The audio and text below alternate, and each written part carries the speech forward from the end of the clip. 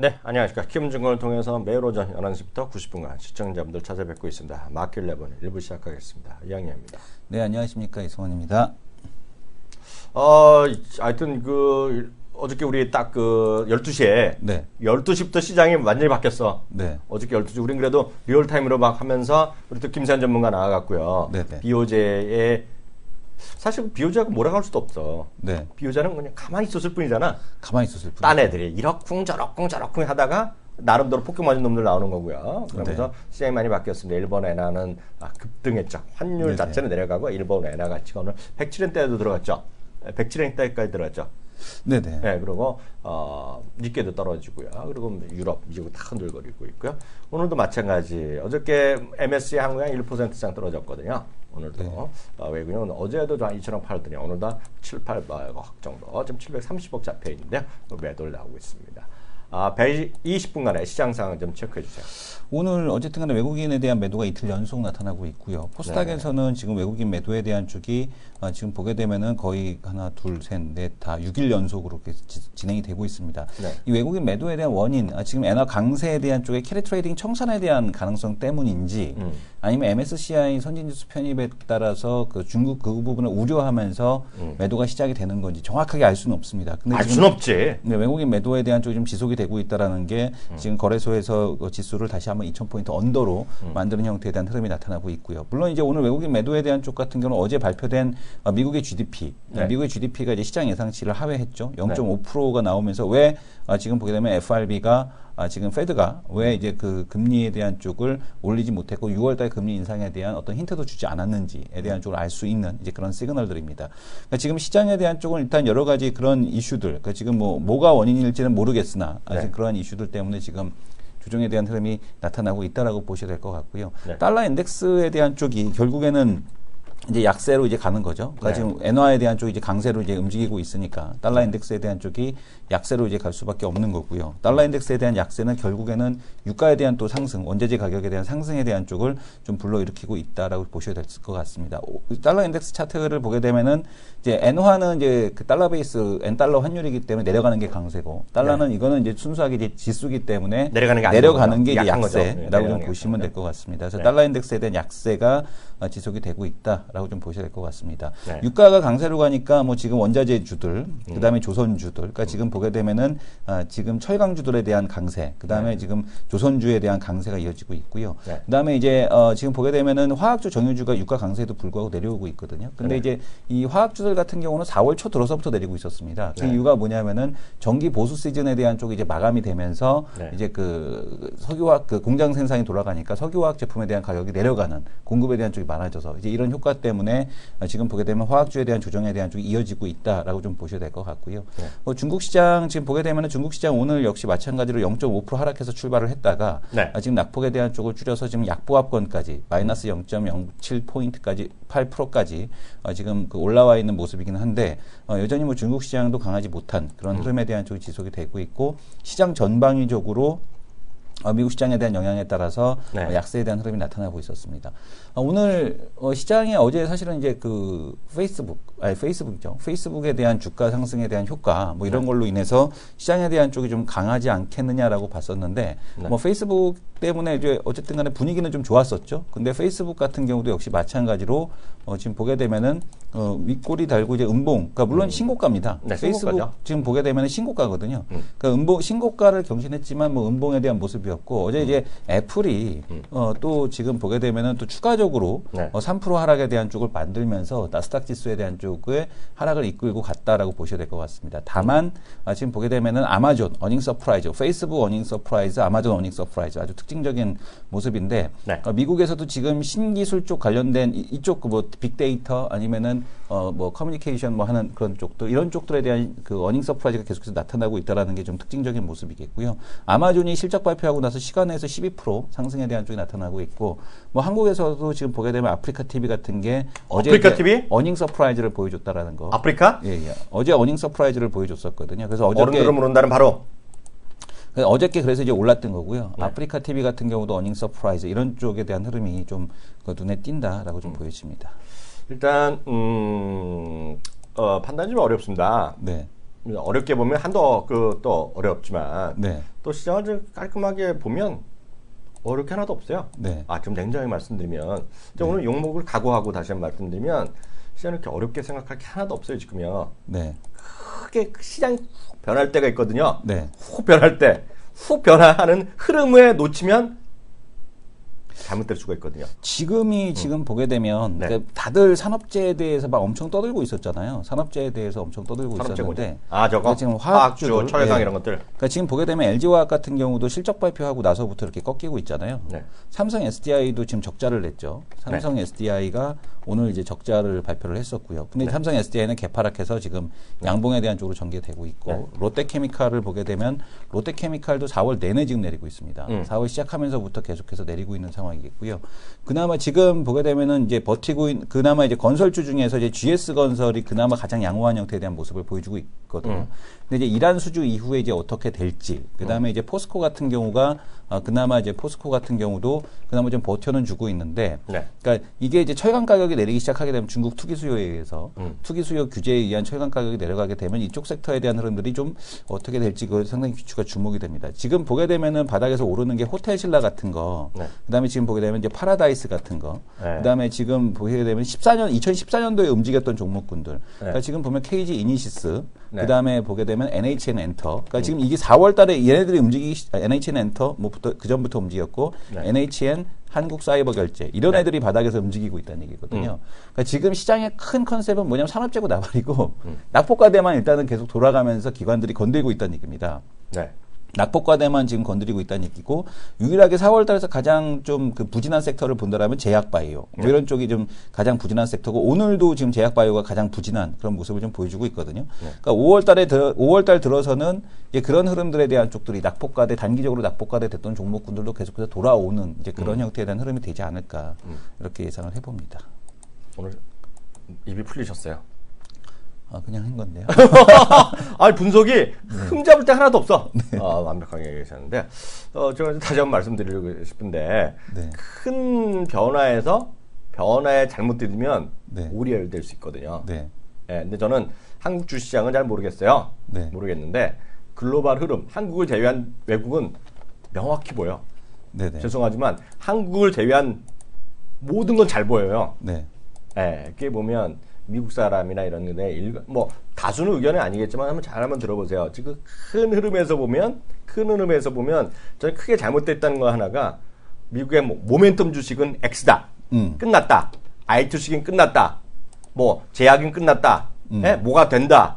이런 거는 의미 없는 얘기란 얘기야. 지금 어찌됐건 간에 글로벌 경기가 좋아 안 좋아? 별로 안 좋잖아요 지금. 네. 그리고 미국의 금리는 많이 올릴 줄 알았더니 좀 적게 올릴 것 같잖아요 올해요. 네네. 그런 흐름이라는 거죠. 그런 흐름에서 잘하면 엮여지는 것들이 있어요. 배당주. 네. 그럼 배당에 대한 관심이 높아지는 거고 아까 낙폭과대 그런 비슷을 할 수 있지만 많이 떨어진 것 중에서 에너지 가격이 잘 안 밀리고 있단 말이죠. 네. 네, 그런 관점. 그리고 크게 보면 어저께 파머징도 얘기했지만 어찌됐건 간에 중국이 경기가 좋건 안 좋건 간에 도시화는 하니까 중국 사람들의 변화는 생활에 대한 수준의 변화 그런 게 있단 말이죠. 예? 그런 얘기 있잖아요. 그러니까 그런 큰 흐름에서 보면 딱 나오는 거죠. 그러면 한쪽에서 보면 엔화 강세에 대한 얘기가 나오는 거가 되겠고요. 모멘텀 주식이 뭐고 다 필요 없어. 돈을 잘 버냐, 돈을 지금부터 더 버냐가 중요하죠. 모멘텀이 되려면. 그러니까 돈을 지금부터 버고 배당을 주느냐. 심지어는 배당을 안 주더라도 그 회사가 연속성이 있는 거 매출 확 늘어나느냐. 이런 것들을 따지면 된다는 얘기죠. 네? 그런 관점에서 내용 나오는 것들을 보면 너무나 명확해요. 미국에서는 GM 자동차 이런 거 얼마 하지도 않아요. 네. 그런 것들이 계속 오늘도 또 얘기하는 놈이 있다는 거예요. GM이는 거. 주가 올라가는 거 안 오는 건 상관없이. 그런 거 얘기하고 있고요. 에너지 관련주, 태양광 관련주 얘기하는 놈이 여전히 있다는 거예요. 석유학주?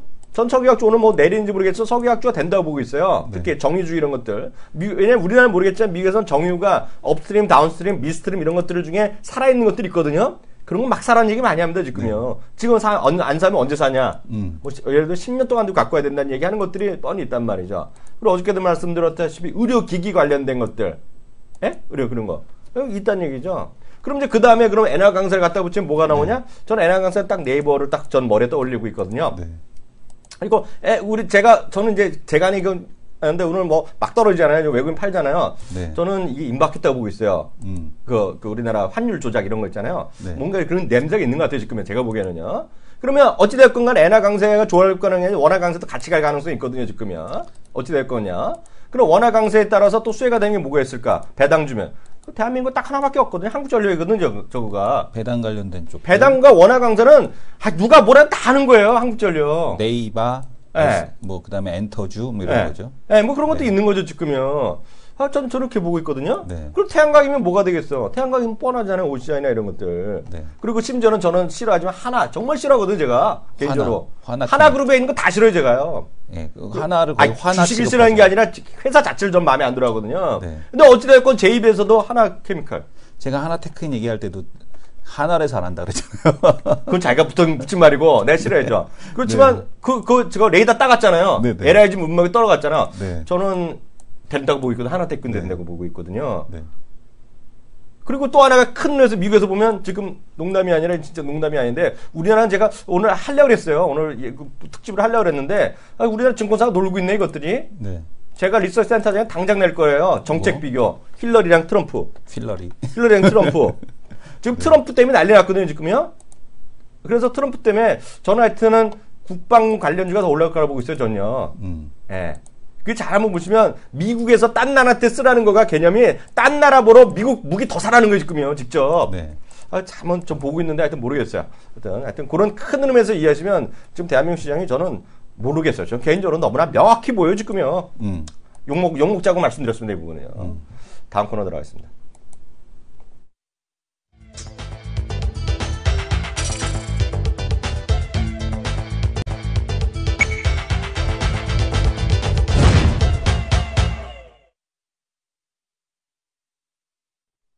네, 종목 설전 시간입니다.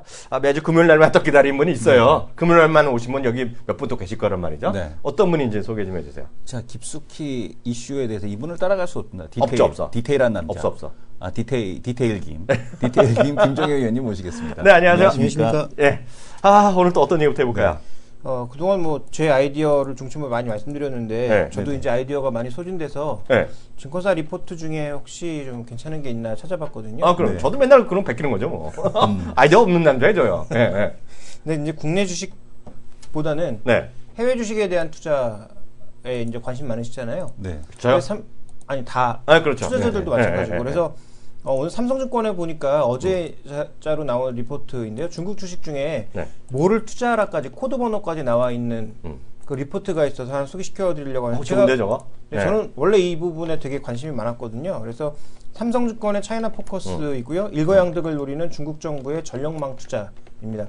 그래서 내용을 좀 소개시켜 드리면 네.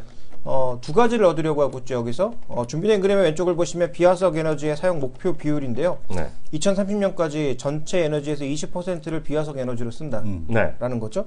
그 옆에 지금 정부가 투자하고 있는 것 중에 유일하게 빠른 속도로 늘고 있는 게 인프라 투자라는 것입니다. 네네. 그러니까 인프라 투자를 통해서는 경기의 속도를 조절하고 그다음에 그 옆에 보이는 비화석 에너지를 사용해서는 환경을 보호할 수 있는 그런 요인들이 나타난다라는 거죠. 네. 그래서 이런 요인들 때문에 앞으로 늘 수밖에 없는 머스트 산업이다라는 거죠. 그러니까 이거는 뭐 지나고 말고 자시고 그냥 무조건 해야만 하는 산업이 됐다라는 것입니다. 머스트죠. 네. 네. 그래서 현재 구간에서 또 준비된 그림을 하나 더 보시면 어느 정도 투자할 것이냐. 지금 금액 기준으로 봤을 때 이게 지금 2조 위안이 넘거든요. 네. 그러니까 2조 위안이면 우리 돈으로도 굉장히 많은 돈이기 때문에 네. 앞으로 이 투자가 굉장히 늘어날 텐데 특히 어느 분야에 많이 투자할 거냐라고 이제 보시면 지금 배전반 쪽 네. 그리고 또 하나는 고압망 쪽 이 네. 두 가지에 대한 투자를 엄청나게 늘릴 것으로 예상이 되고 있는데요. 왜 그러냐면 지금 중국이 뭐 석탄 때문에 굉장히 뭐 분진이 많이 발생하고 있고 실제로 오염이 많이 발생하고 있다 이런 얘기가 나오고 있지만 더 문제는 뭐냐면 전력이 그 넓은 중국 땅에서 주로 서북 지역, 네. 그다음에 서쪽 지역, 동북 지역, 그다음에 남쪽 일부 지역에서 생산된 것이 전국으로 뻗어나가고 있잖아요. 네네. 근데 저온망으로 이제 보내다 보니까 전력을 100을 보내면 그 중에 거의 절반 가까이가 손실된다라는 거죠. 그렇죠. 그러면 그 손실되는 것만 중간에 잡아줘도 엄청나게 세이브를 해줄 수가 있는데 이 날아가는 전기량이 워낙 크기 때문에 이에 대한 손실을 커버하기 위해서 중국 전역의 전력망을 다 바꿔야 되는 거죠. 그래서 이제 그 부분에 대해서 배전방과 함께 전력망 투자를 늘리겠다라고 하는 것이고요. 이것은 앞으로 말씀드렸다시피 뭐 한 2020년까지는 계속 진행될 수밖에 없는 산업이기 때문에 네. 지금부터 투자하는 것이 답이다라고 좀 보고 있는 것 같습니다. 네. 실제로 이제 전력 산업의 밸류 체인을 보시면 전력을 직접 생산하는 쪽이 있고 송배전을 하는 쪽이 있고 이것을 통해서 이제 최종 소비자에게 가게 되는데 네. 그러면 국가전력망공사나 남방전력공사 같은 독점 기업에 투자하는 게 가장 좋거든요. 네네. 아쉽게도 비상장입니다.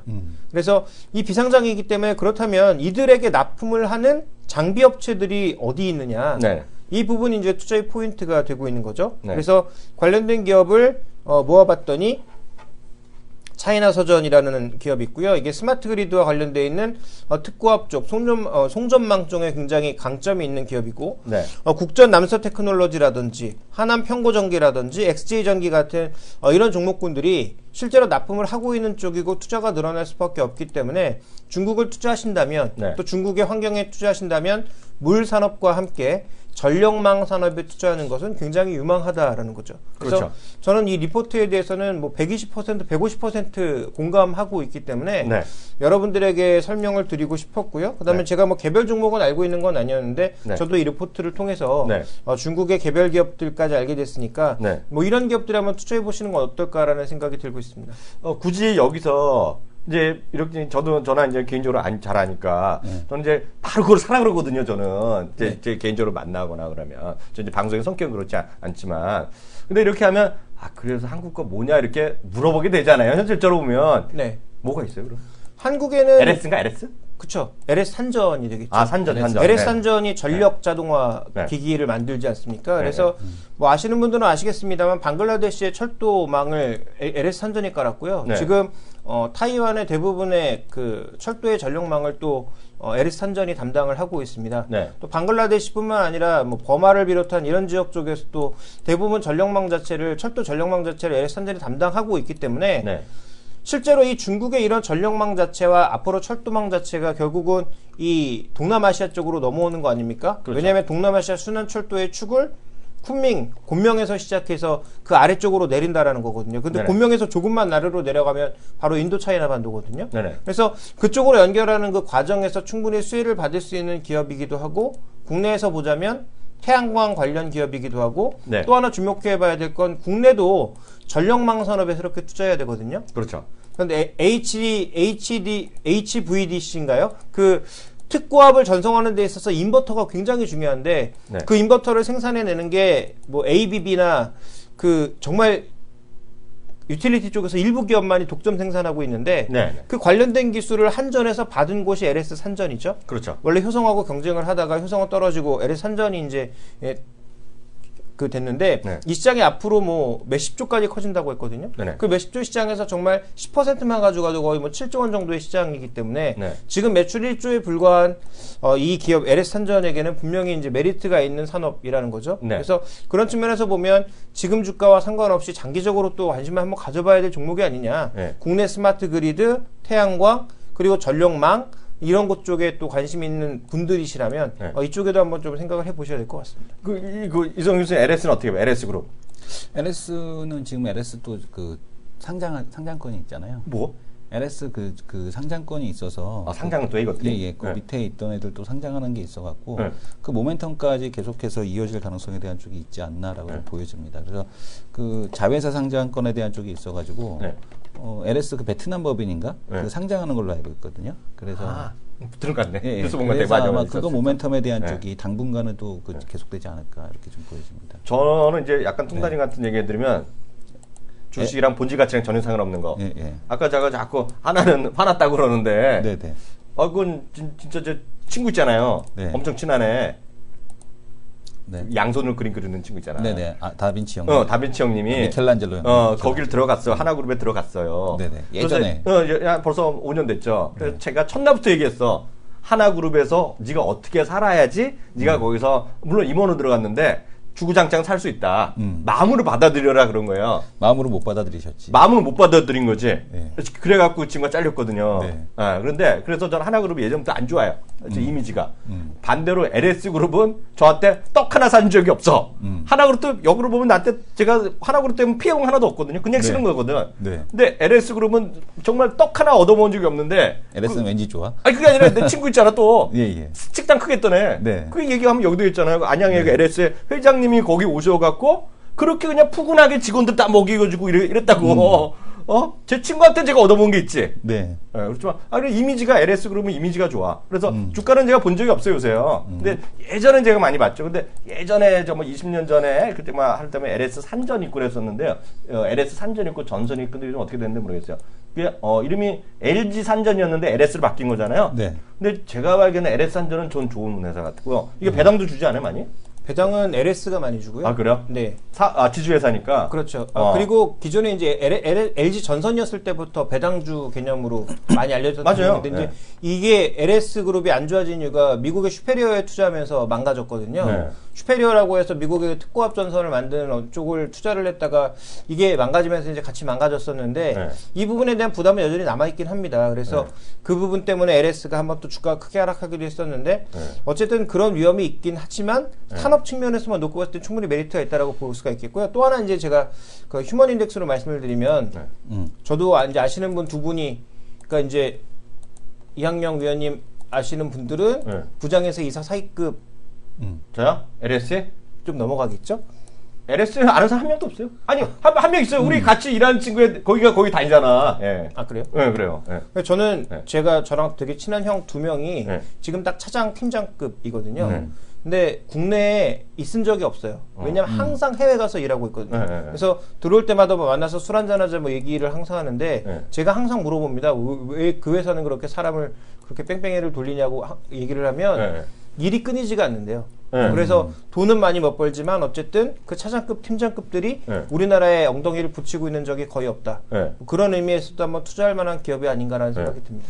저는 이게 제가 여태까지 아는 상승은 잘 모르겠어요. 그게 맞는지 모르겠는데 LS의 사업 있잖아요. LS 산전도 그렇고 전선은 어떻게 되는지 모르겠는데 지금 살아있는지 모르겠는데 어떻게 하든 LS의 상당분 사업이 공기업이랑 사업을 해요. 공기업. 쉽게 해서 한국전력 아니면 KT랑 사업을 하는 거예요. 그럴 거 제가 알고 있거든요. 발전이나 뭐 이런 거 다 그런 거 하는 거잖아요. 전적 깔고 이런 거잖아요. 외국도 마찬가지죠. 외국도 그런 공기업들이 있을 거 아닙니까? 그래서 사업을 하잖아요. 그래 안정성이 높아요, 이 회사가. 그래서 딱 지금 쳐보니까 배당 수익률이 2.51%가 나왔거든요. 과거 수익률로 보고 갔고요. 제가 보기에 딱 이거네. 이거 관심 주면 넣어놨네. LS. 이게 딱 이런 거야, 지금 시장이. 주가를 볼까요? 주가 살아있네, 이거. 야, 살아있어요. 살아있네. 저 이런 거 보셔야 됩니다, 지금. 그러니까 살아있네. 여기 관심 없으시잖아요. 이런 거 얘기하면 딱 이런 거, 야, 내가 또 이런 거 보려고 지금 하냐. 딱 그런 분 많이 있거든, 솔직히. 네. 그러면. 제가 늘 말씀해요. 아버님, 부모님, 저 부모님 이런 거 사시라 그러세요. 부모님. 예, 한국전력 이런 거. 정말 그게 나중에 부모님과의 사이도, 왜냐하면 조그만 거 막 개별적 올라갔다고 얘기했다가 떨어지면 있잖아요. 괜히 욕먹잖아. 야, 네 와이프가 사라를 샀다가 지금 망했다, 이놈아. 그런 소리 듣는 거거든, 가족끼리. 제가 보기에는 이런 거가 지금 대세다, 이렇게 말씀드릴 수 있어요. 다음 얘기도 어떻게 해볼까요? 네, 일단 뭐 시장 얘기를 하지 않을 수가 없는데. 그러니까요. 왜냐하면 이번 주에 뭐 빅 이벤트가 2개 있었고 다음 주엔 또 경제 지표들이 줄줄이 발표되잖아요. 그렇죠. 근데 이런 지표들을 쭉 살펴보시고 시장 영향을 보면 굉장히 중립적이거든요. 네. 그러니까 먼저 준비된 그림을 보시면 엔화를 먼저 보실 필요가 있겠는데 이건 엔화 인덱스입니다. 엔달러 환율이나 엔화 인덱스이기 때문에 엔달러 환율의 반대로 움직이죠. 주간 단위로 보면 최근 4주간 종가가 거의 비슷합니다. 뭐 물론 지난 주간에 급락했다가 이번 주에 급등하면서 다시 제자리로 올라왔는데요. 이렇게 엔화 환율이 변동성이 커지면 이머징 마켓의 환율이 같이 움직이는 게 문제죠. 그렇죠. 그러면 분명히 이거 리스크 요인이거든요. 어저께 이제 일본 증시의 급등락에 우리 시장이 영향받았던 이유는 아시아 시장의 주요 이머징 통화들이 모두 동반해서 움직이면서 같이 영향받았거든요. 근데 일본이 타격을 받으면 일본의 주요 산업체들의 모든 생산시설들이 다 어디가 있습니까? 태국, 동남아 이런 데 전부 다가 있거든요. 그렇죠. 그러니까 그런 데에서는 당연히 영향을 받을 수밖에 없는 거죠. 그러다 보니까 우리 시장에도 일부 영향을 줬다 이렇게 좀 봐야 될 것 같고 또 하나의 이제 연결고리는 일본의 엔화가 만약에 약세로 가게 되면 일본의 와타나베 부인들이 뭐 하겠습니까? 전부 엔캐리 할 거거든요. 네.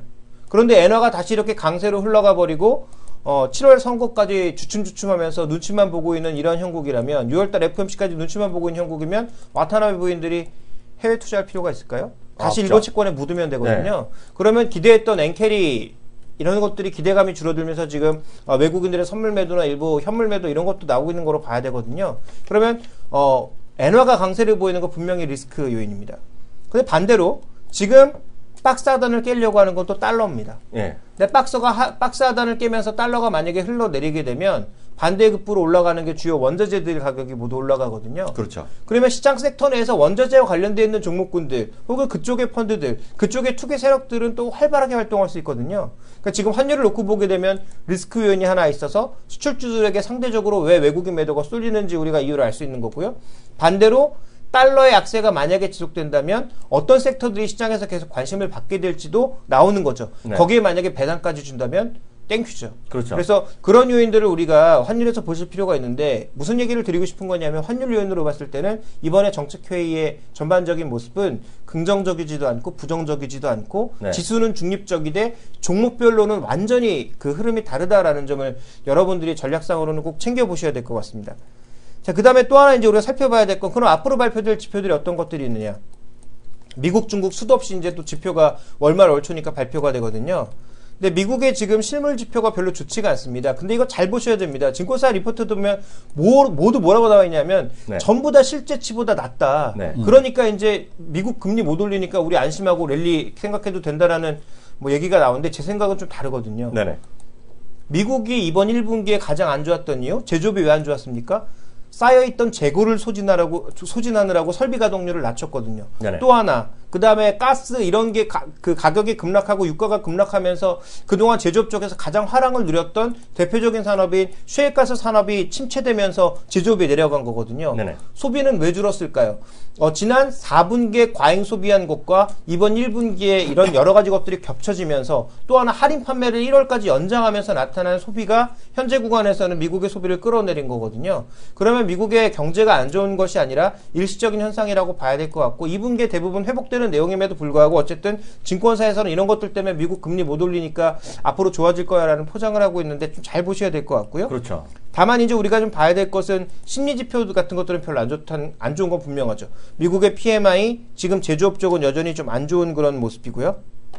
그 다음에 다음 주에 발표될 주요 지표 중에서 신뢰지수 같은 것들, 선행지표 같은 것들도 흐름이 전반적으로 좋지가 않아서 미국의 지표들이 전반적으로 좋지 않기 때문에 미국이 금리 못 올릴 거다. 그래서 미국 시장은 여전히 강할 거야 라는 얘기가 나와도 마지막 끝판왕이 좀 문제입니다. 네. 왜냐하면 아시겠지만 이번에 발표된 그 실업자 청구 건수도 여전히 개선되는 모습을 보였고요. 네. 다음 주에 발표될 ADP 민간 고용이라든지, 네. 그다음에 5월 6일날 발표될 그 미국의 고용 상태가 만약에 좋으면 다른 지표들이 아무리 나빠봐야 네. 다 도루묵이거든요. 그렇죠. 그러니까 우리가 미국의 경제 지표는 다른 거에 대한 등락을 살펴볼 필요가 없이 고용 지표가 계속 빠른 속도로 개선되는지 여부, 특히 무엇보다도 임금이 올라가는지 여부를 살펴보는 게 핵심이지 네. 다른 경제 지표에 부안내동할 필요가 없다라는 걸 먼저 말씀드리고 싶고요. 그 다음에 이제 살펴봐야 될 건 중국 지표인데 중국 지표는 좋아질 게 거의 자명하거든요. 그렇죠. 특히 PMI 중심으로. 지금 3월 지표는 전반적인 개선을 보였고 실제로 과거 통계치를 봐도 3, 4월 달이 가장 좋단 말이죠. 그러면 이번에 중국 지표 개선될 가능성이 높은데 이것만 가지고도 뭐 랠리를 우리가 생각하기에는 조금 부족한 부분이 있지만 분명히 지표 개선에 따른 긍정적인 요인들이 나타나겠죠. 그렇다면 결론적으로 봤을 때도 경제 지표의 핵심은 한 가지 종목 그 지표만 보면서 이럴 거야 저럴 거야 얘기하는 건 아무 의미가 없고 네. 미국은 실업률, 중국은 지표의 개선 속도가 빨라지는지 여부만 확인하면 된다라는 이 두 가지 포인트를 말씀드리겠습니다. 그러면 이렇게 뭐 주저리 떠들었는데 네. 뭐 사란 얘기냐? 네. 두 가지죠. 이번 주간 수익률을 봤을 때 수급이 몰렸던 게 통신주, 네. 그리고 유틸리티 한국전력, 그 다음에 호텔 신라 이런 것들입니다. 그렇죠. 이런 것들이 올랐고요. 실제로 올랐고요. 수익률도 플러스가 났거든요. 반대로 마이너스 수익률이라는 건 철강, 화학, 디스플레이, 증권, 조선, 에너지 이런 것들이 작살이 났거든요. 네네. 그러면 두 가지로 봐야 되겠죠. 낙폭과대 쪽에서 분명히 순환매 한번 나옵니다. 오늘 뭐 조선주들 대우조선 뭐 호재가 나오면서 급등하고 있지 않습니까? 그런 것처럼 이쪽에서 분명히 순환매가 한 자락이 나온다라는 것을 염두에 두실 필요가 있는 거고 반대 한 자락은 5월달 뭡니까? 가정의 달인데다가 일본 연휴, 중국 연휴거든요. 근데 엔화 강세 강세, 위안화 강세거든요. 우리나라 올 거거든요. 그러면 그동안 못 올랐던 또 엔화 강세 베이스로 움직이는 엔화로 돈 벌어들이는 기업들이라든지 중국과 같이 움직일 수 있는 뭐 호텔 레저와 관련된 종목군들이 꿈틀꿈틀할 수 있는 그런 상황이거든요. 실제로 기관도 전반적으로 시장을 팔고 있지만 이런 종목군들로 수급이 일부 유입되고 있습니다. 그러니까 이런 관점에서 다음 주에 시장 접근을 좀 하시는 게 상대적으로 좀 편하게 접근할 수 있지 않나 이렇게 좀 보고 있습니다. 오늘 또 너무나 확실한 얘기 처음에 해갖고 나중에 되니까 이제 딱 진정이 되면서 냉정한 얘기까지 했습니다. 네, 오늘 말씀 이렇게 마감하도록 하겠고요. 다음 주 또 금요일 날 뵙도록 하겠습니다. 감사합니다.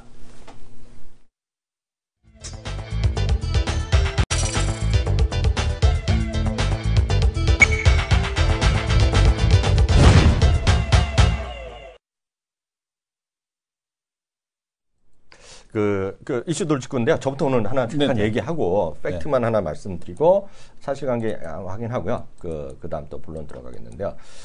아까 이제 달러 인덱스, US 달러 인덱스 얘기해 주셨잖아요. 네. 해보면은요. 지금 시장에서 한번 느끼실 게 있을 거예요. 보면, 이건 지금 여러분 화면 보여드린 거는 이건 그냥 우리나라 이제 원달러의 환율 흐름인데요. 흐름인데, 지금 여기서부터 12월부터 이렇게 해서 쭉 올라갔었잖아요. 여기 보시면 쭉 올라갔다가 좀 내려가고 있잖아요. 상대적인 원화 약세, 상대적인 US 달러 강세인데요. 아까 달러 인덱스를 한번 보여주세요. 네네. 제가 말씀드리고 싶은 거가 앞서 김정희 위원 얘기한 거 제가 숟가락 하나 얹자는 건데요. 그 중에 하나가 뭐냐면 1분기에 2분기에 미국 기업의 실적이 좋아지고 그렇게 별로 없어요. 2분기에도요. 다만 문제는 요번에 1분기의 실적이 약간 안 좋아졌던 것들 생각보다 더 안 좋아진 건 대표적인 얘기가 뭐냐면 스타벅스 이런 거 있죠. 스타벅스 요즘 주가 미끄러졌거든요. 네네. 스타벅스가 실적이 안 좋게 나왔어요. 네. 이제 이거 보이잖아요. 여기서 1월부터 3월이 언제예요? 여기서 1월부터 3월이요. 거기서 보여주세요. 좀 찍어주세요. 1월부터 3월이. 1월부터 1월이 여기죠. 네. 1월이 고점대에 대한 쪽이. 고점 이렇게 동그랗게 표시 한번 가능해요? 네. 1월이 이제 여기였죠. 1월 달이 지금 보게 되면 여기. 그러니까 1월 달이고 지금이 여기. 그게 무슨냐면 그때가 달러 강했던 때란 말이죠. 네. 달러 강했고 지금 달러 약세되고 있잖아요. 지금요. 네. 제 얘기가 아니라 미국 입장에서 보면. 네. 그래서 지금 떨어지면 상대적으로 아까 말씀드린 스타벅스 이런 거가 오히려 좋아질 수 있다는 거예요.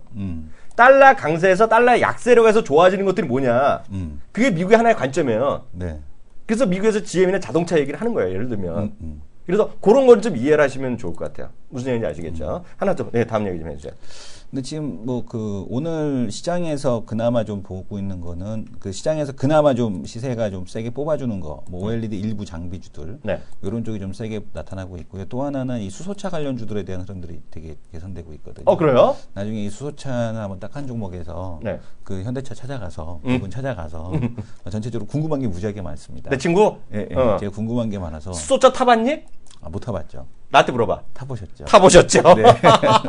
제 친구 맨날 타고 다니죠? 네네. 네. 그래서 지금 보게 되면은 도요타가, 양산형 수소차 2019년도에 시판할 계획이다. 라는 얘기 하고 있습니다. 수소차가 됐던, 전기차가 됐던 핵심은 뭐냐면, 스테이션이죠. 네. 스테이션에 대한 문제인데, 그러니까 지금 보게 되면 그러니까 일본도 양산형 수소차를, 현행 수소차 미라이보다 100만 원 이상 싸게, 5천만 원대 후반대에서 가격이 책정될 건데, 이게 5천만 원대인데, 저거를 지원을 받게 되면, 정부 지원금 받게 되면은 3천만 원대로 낮아진다고 그래요. 3천만 원대면은 경쟁력이 있는 거죠. 있죠. 경쟁력이 있는 거죠. 근데 이제 문제는 뭐냐면 스테이션이 돼야 되는데, 지금 일본은 전체 80개 정도밖에 안 된답니다. 수소 충전소가. 그래요? 근데 이거를 갖다가 정부에다가 더 늘려달라. 이런 얘기를 하고 있고, 2020년 올림픽에 대한 쪽에 맞춰서 수소차에 대한 공급에 대한 쪽을 늘리겠다라는 얘기를 지금 하고 있는 겁니다. 네. 그래서 지금 렉서스 수소차도 2020년부터 생산할 계획, 양산형을 만들겠다는 얘기거든요. 네. 그래서 부품 공용화를 통해서 비용 절감에 대한 쪽을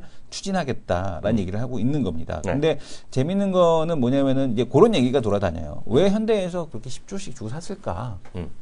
왜 그 땅을 왜 그렇게 샀을까?에 대한 쪽에서 얘기는 뭐냐면 전기 스테이션이 아니라 수소 스테이션을 늘려달라는 요구다.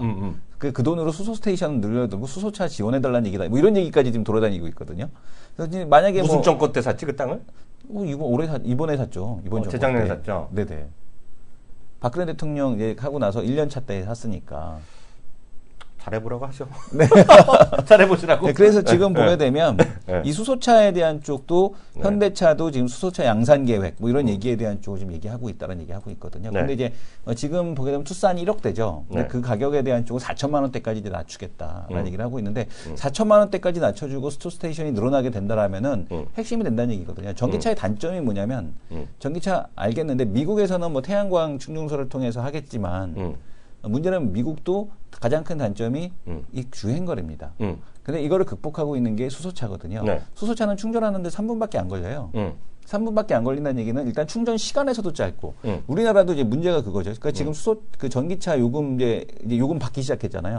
근데 이제 이게 뭐냐면은 전기차가 보급이 늘어나면 늘어날수록 전기 요금을 올릴 수밖에 없거든요. 충전 네. 요금을. 네. 그렇게 되면 전기차 이렇게 봤을 때 싸다라는 인식이 전혀 안 드는 거죠. 그렇죠. 그래서 전기차를 선택한 분들의 이유는 뭐냐면은 가격이 비싸도 이걸 한다. 네. 근데 전기차 택시 돌아다닌다, 전기차 택시 안 돌아다니는 거 이해하십니까?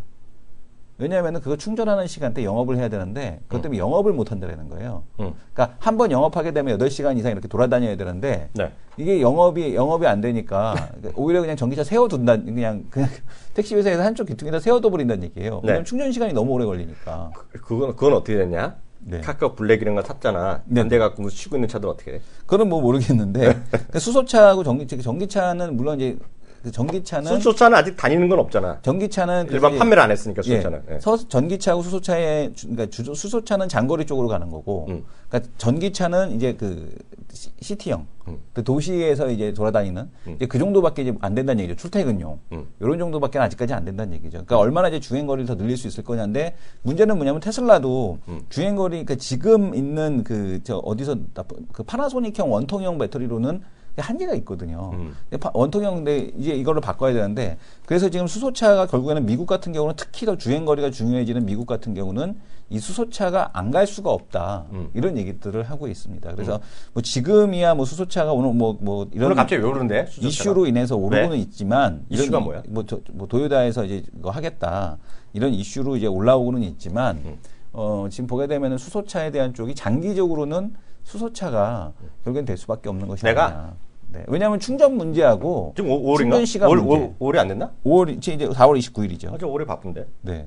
제가 5월에 이 친구 만날게요. 네네. 저는 이거 거짓말 안 하죠. 이거 네. 개인 사생활인데 제가 화면 한번 잡아주세요. 네네. 이 친구가 또 저자야, 저자. 네네. 제 친구가요. 네. 2개 있어. 가자 미국 유학. 네. 2003년 이 책을 왜 썼는지 모르겠어, 이 친구가. 가자 미국 유학. 이게 제 친구고요. 네네. 여기 있고요. 그 다음에 쓴 책이 2013년이야. 당신의 직장은 행복한가? 이렇게 쓴 네. 책이 나오잖아. 현대자동차그룹 기술연구에서 수소 연료 자동차 개발팀을 이끌고 있으며. 네. 이거 제 친구예요, 제 친구. 어렸을 때부터, 유치원부터 동창. 네네. 유치원부터 대학교까지 동창인 친구인데. 하여튼, 제가 알기에는 우리나라에서 시판된 차는 없죠. 그래서 이 친구는 저걸 타고 다니는데, 아직, 요즘 내가 작년부터 안 만났는데, 잘렸으면 안 되는데? 잘리지 않았겠지? 안 잘리셨겠죠. 네. 박사님이고. 개발 팀장인데. 박사님이 그 개발하는지 네. 왕조인데, 모르지. 현대차가 또 어떤 그룹인지 또 모르죠. 네. 또 누가 또 더 훌륭한 사람이 빽 있는 애가 왔으면 잘리는 거지 뭐. 네. 그잖아. 뭐 다른 쪽으로 가실 수밖에 없죠. 해외로. 그러면. 도요다로? 네, 도요다로. 도요다 가면 생기네. 냉큼, 도요다로. 도요다로. 근데 이게 아주 제가 만나볼게요. 왜냐면 이 친구랑 또 저 친한 애가 같은 안씨가 있잖아. 내 친구가 걔랑 또 아삼육이야. 그 사업하던 친구랑. 네. 한번 내가 같이 만나면 되죠, 뭐. 나야 뭐, 둘이 만나면 둘이 사지 뭐 난 뭐, 커피값 낼 일도 없거든. 지하철 올 틈이 있으면 지하철. 네. 좋습니다. 하나 더 얘기해볼까요? 네, 지금 보게 되면 신산업 투자에 대한 그 정부 규제에 대한 해제, 어제도 또 말씀드렸고, 추가적으로 이제 지금 보게 되면 신산업 육성 방안에 대한 쪽이 나왔는데요. 일단 R&D 비용 30% 세제 혜택에 대한 쪽을 주겠다라는 얘기하고 있습니다. 그래서 지금 신산업 육성을 위해서 세제, 예산, 금융, 대규모 이제 정책 패키지에 대한 쪽을 네네. 갖다가 이제 내놓겠다 얘기하고 있고요. 그러니까 지금 주력 업종들 구조조정을 해야 될 만큼 구조조정에 대한 얘기가 심각하고 있는데, 신산업에 대한 R&D 분야에 대해서 최고 30%, 특히 이제 바이오 뭐 이런 쪽들, 네. 이런 쪽을 해주겠고, 신산업 시설 투자지 최대 10% 세액 공제에 네. 대한 쪽을 하겠고, 1조 원 규모의 신산업 육성 펀드에 대한 쪽을 조성을 한다라는 얘기를 하고 있습니다. 그래서 지금 신산업 분야 정책 금융을 80조 원을 공급하겠다라는 얘기를 하고 있고요. 규제 프리존 특별법, 요게 이제 저거거든요. 그러니까 수소차가 지금 지금 주유소에서 수소 충전에 대한 쪽을 못하게 하는데 이걸 하게 해주겠다라는 겁니다. 그래서 수소 쪽에 대한 쪽을 갖다가 이제 해주겠다라는 네. 얘기를 하고 있고요. 일자리 창출이나 노사 상생 모델에 대한 쪽을 이거는 뭐 그런 것들은 뭐 이런 쭉쭉쭉 뭐 정책적인 거니까 이렇게 되는데 어쨌든간에 상반기 재정 집행을 목표로 한다. 재정 확대. 그래서 전년 대비해서 6조 5천억 이상에 대한 쪽의 재정 집행에 대한 쪽을 확대해서 네. 지금 보게 되면은 진행을 하겠다라는 얘기를 하고 있어서 네. 지금 보게 되면 신산업 분야에 대한 쪽 바이오 그다음에 지금 보게 되면 뭐 이런 그 신성장 동력에 대한 쪽에 해당되는 산업들 네. 이쪽을 이제 적극적으로 육성하겠다라는 네. 게 정부의 정책이라고 좀 보셔야 될 것 같습니다. 아, 예. 지금 보게 되면은 네. 또 하나 이슈가 이제 그 뭐 제약 바이오 쪽으로 네. 삼성 바이오로직스가 2016년에 코스피 상장에 대한 쪽을 추진하겠다라는 얘기하고 있죠. 그러니까 올해 지금 상장을 한다는 얘기인데 예상 시총 10조 원. 그죠? 3조 원 안팎의 조달 자금에 대한 쪽을 이제 공장 투자에 대한 쪽을 하겠다. 이게 바로 그거죠. 네. 신산업 투자에 그렇죠. 대한 쪽, 네. 세액 공제에 대한 쪽, 설비 투자하면 10% 세액 공제, 네. 그다음에 이런 쪽에다가 해주겠다는 얘기겠고, 5월 주관사 선정하겠다. 네. 그래서 그러니까 이 공장이 증설이 되게 되면 2018년도에 위택 생산 1위로 오르게 됩니다. 네. 물론 저게 중요하기는 한데 바이오시밀러 같은 경우는 기술 개발에 대한 쪽이 중요하긴 한데 핵심은 뭐냐면 이 바이오시밀러에 대한 쪽이 그거하고 똑같은 거거든요. 그러니까 얼마나 누가 더 싸게 많이 만들 수 있느냐에 대한 쪽인데 그만큼 지금 보게 되면은 공장 증설에 대한 쪽이 필요한데 삼성 바이오로직스가 그런 증설에 대한 쪽을 해서 전 세계 1위 지금 그 캐파에 대한 쪽을 가져가겠다. 지금 보게 되면 1공장, 2공장, 3공장, 이번에 4공장, 5공장까지 이제 짓겠다라는 얘기를 하고 있어서 삼성 바이오로직스가 어쨌든 바이오시밀러 쪽에서는 지금 탑으로 글로벌 탑으로 좀 올라갈 가능성에 대한 쪽이 높다. 이렇게 좀 보셔야 될 것 같습니다. 그래서 네. 물론 삼성 바이오로직스 하게 되면 삼성물산도 이제 연계가 돼 있는 거죠. 그러니까 삼성물산이 이제 움직이려면 바이오로직스에 대한 쪽에 대한 상장 얘기가 이제 솔솔 나올 때 그때쯤 이제 되지 않겠느냐라고 보여집니다. 오늘 전 이제 이성 교수도 제가 하나 더 많이 하는 거 있다면 제가 신문 엄청 보잖아요. 네. 이성 교수 이제 모바일로 주로 보지만 인터넷으로 네. 저는 이제 뭐라 그러죠? 신문으로 펼쳐놓고 보는 거 있잖아요. 네네. 그거로 많이 보잖아요. 일 때문에 종이신문. 네, 종이신문도 많이 보는데 네. 저는 하여튼 아까 말씀드렸던 기대했던 거는 그 트럼프 정책, 힐러리 정책 비교하고 그런 관련 종목 이런 거 찾아내는 걸 해야 된다고 보는데 시간이 좀 걸릴 거예요. 그래서 한번 제가 장담보다 제가 예측하길래 월요일 정도 되면 증권사에서 그런 레포트가 나올 겁니다. 왜냐면 미국도 조금씩 나오고 있거든요, 지금요. 미국도 제대로 아직 안 나왔어요. 왜냐면 이게 급하죠. 지금보다는 한 20, 30시간 전에 나왔으니까 이게 없는데 오늘 또 하나 제가 딱 하려는데 이걸 쓰려는데 얘가 이걸 좀 대충 해놨는데 이 기사를 한번 보세요. 이 기사를 보시면 어저께 오늘 중에 우리나라 신문 기사 중에 제일 좋은 거는 뭐 경쟁도 아니지만 한국경제신문에서 이겁니다. 네이버랑 페이스북을 비교를 해놨어요. 네이버랑 페이스북이요. 한번 화면 좀 잡아주세요. 이거는 한번 여러분들이 좀 보시기 바랍니다. 이거 보시면요.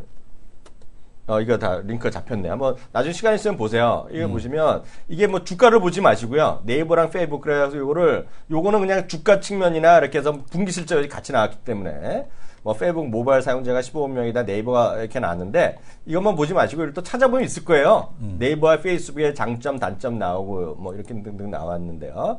지금 네이버의 시가총액이 얼마죠? 네이버요? 네. 네이버 시가총액이 22조네요. 네. 22조고요. 페이스북이 한 3,500억 달러 정도 될 겁니다.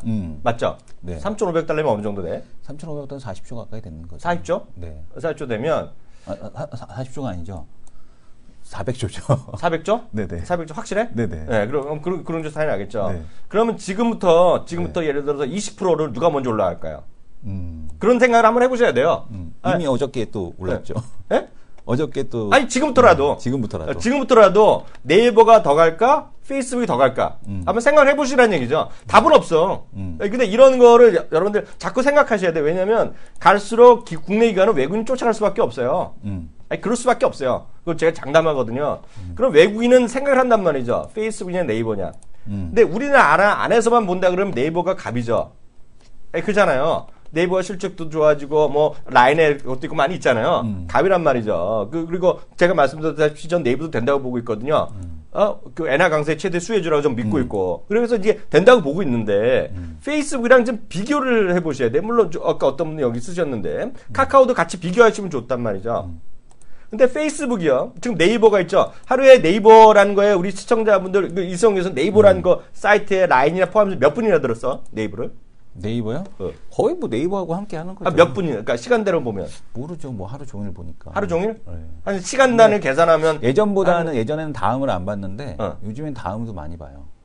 정치색이 드러나네. 아니 정치색이 아니라 다음은 그러면 3시간, 네이버랑 3시간 못 정도 보나? 다음이 특정 섹터에서 강점이 있어요. 아, 그래요? 예, 까는 거? 증권 쪽이라든가 아, 증권 쪽이 강해? 이런 쪽이 정리가 되게 잘 돼 있거든. 옛날부터 잘했기 아, 그러면 때문에. 좋다, 이거야. 예. 한 3시간 정도 보나? 예. 네이버? 한 3시간 정도 보겠죠. 여기 시청자분 몇 분 정도 쓰세요? 네이버를? 네이버를 몇 분 정도 쓰세요? 한번 써보세요. 생각나는 분들. 보통 3시간에서, 아니, 그 시간 단위로 쪼개면 네이버에서 뉴스를 보면 3시간 전에 쓸 수 있잖아요. 3시간 정도, 생각해보자. 3시간 쓴다고 가정을 해보자군요. 가정. 맞다고 생각해보고. 돈 벌긴 쉽죠. 네이버가 3시간에서 6시간이 되면 이거 2배 날 수 있잖아요. 그냥 단순 무식하게 생각해보자 이거죠. 페이스북이 지금 몇 분 보는지 아세요? 몇 분? 제가 어저께 말씀드린 것 같은데 여기서 페이스북은요 왓츠앱을 제외하고요. 왓츠앱은 이제 별도 완전 무슨 서비스니까 메시지 서비스하고 페이스북, 인스타그램 그리고 페이스북 안에 있는 메신저 별도 메신저 그 세 개를 몇 분 쓰는지 아세요? 몇 개 씁니까? 몇 분 씁니까? 50분을 써요. 50분? 네, 50분을 써요. 50분을 쓰는데 여기서 여쭤볼게요. 네이버를 쓰는데 가장 많이 쓰는 시간이 뭐예요? 라인을 많이 써요? 라인 안 써요. 못 써요. 그냥 네이버 검색이지. 왜냐면 다음 검색이 너무 구려서 검색을 해서 뭘 본다는 거야 거기서. 원하는 뉴스를 찾는 거죠. 답이 나왔잖아요. 뉴스를 보자는 뉴스. 네, 뉴스. 네이버 뉴스의 장점이 뭔지 아세요? 네이버 뉴스 보면 그 안에서 다 거의 처리가 돼요. 네. 뉴스를 갖고 딴 데 가는 게 아니야. 솔직한 얘기로 구글을 쓰고 싶은데 구글은 보내지. 구글은 문제는 뭐냐면 이 최신 순으로 서팅을 안 해줘. 아 그러니까 시간이 없으니까. 그러니까 좋은 지적이 하셨거든요. 여러분들 한번 잘 생각해 보세요. 네이버를 지금 딱 쓰시는데 뉴스를 보여주는데 뉴스의 장점이 그 안에서 다 보여주는 거라고요. 네. 딴 데 보내진 않아. 그죠? 페이스북은 링크를 가죠. 안 쓰잖아요, 잘. 네. 페이스북은 링크를 가잖아요. 네. 링크를 가서 보내잖아요, 딴 데로. 이해하실 거예요. 아시는 분들 이해하실 거예요. 나중에 또 기회 되면 말씀드리는데 그게 평균 8초 정도 로딩하는 데 걸려요. 8초. 근데 페이스북이 여태까지 안 한 이유가 있었어요. 그거 갖고 와서 머리 아프다는 얘기야. 근데 페이스북이 작년에 발표했고 지금 시범 서비스 하고 있는 게 뭐냐면 페이스북 뉴스잖아요, 뉴스. 그걸 갖고 걔네 표현은 인스턴트 아티클이라고 그러거든요. 인스턴트 아티클. 그게 쉽게 하면 뉴스거든, 뉴스. 예? 그런데 그거를 자기네가 직접 보여줘요, 거기서. 그래서 속도가 0.1초 만에 보여주는 거예요. 뉴스를. 그리고 또 네이버는 뉴스를 한테 월 사용료를 준다네요. 월 사용료를 네이버가 지급하는 모양이에요. 네. 페이스북은 나눠먹기로 들어가요. 그리고 또 뉴스 제공자가 7, 얘네가 3. 그러니까 걔네한테 우호적으로 주는 거예요. 우리나라도 지금 몇 개하고 지금 시범 서비스 시작하고 있거든요. 무슨 얘기인지 아시겠죠? 네. 그래서 제가 우리나라에서 상대했다는 게 아니라 그래서 몇 가지 요인들로 인해서 지금 3,500달러인데 일부 주장은 일부지만 일부. 그러니까 제 이런 말한 논리 있잖아요. 사용 시간이 더 훨씬 늘어날 거란 얘기예요. 페이스북이. 그래서 1조 달러 갈 수 있다는 얘기를 한 사람이 있어요. 근데 이거는 뭐 웃자고 하는 얘기죠. 이거 뭐 말하면 이거 지금 세배 간다는데 어떻게 믿어? 안 믿잖아요. 근데 저도 그냥 얘기 드릴 뿐인데 제가 논리적으로만 설명드렸어요. 그래서 보면 네이버가 지금까지의 그 시간 있잖아요. 시간 때문에 뉴스나 뭐 검색하는 거잖아요. 무슨 얘기 아시겠죠? 그래서 그런 것들 한번 같이 생각해 보시면 나름 괜찮은 것 같아요. 그래서 근데 이 얘기를 제가 얘기하면 안 믿잖아요. 네. 제가 한번 잠깐 봐주세요. 이거 누가 한 얘기예요? CNN 기사로 나온 거예요. CNN. 네. 그래서 제가 얘기하는 거가 저도 아직 다 정리가 안 됐거든요. 머릿속에. 네. 근데 상당한 큰 의미가 있을 거다. 그러니까 페이스북 쓰신 분은 아실 거예요. 로딩하는 시간이 7, 8초 보내는 걸 아니고 자기네가 직접 갖고 들어온다. 그러면 뉴스조차도 페이스북에서 보내는 애들이 많겠죠. 우리나라가 아니라 미국에서. 네. 그래서 페이스북이 지금보다 3배 간다는 얘기를 하는 사람들이 있다는 거. 그런 주장이 있다는 거, 한번, 주제가 있다는 거 한번 참고하시면 좋을 것 같습니다. 1분 여기까지 하겠고요. 2부에 돌아오겠습니다.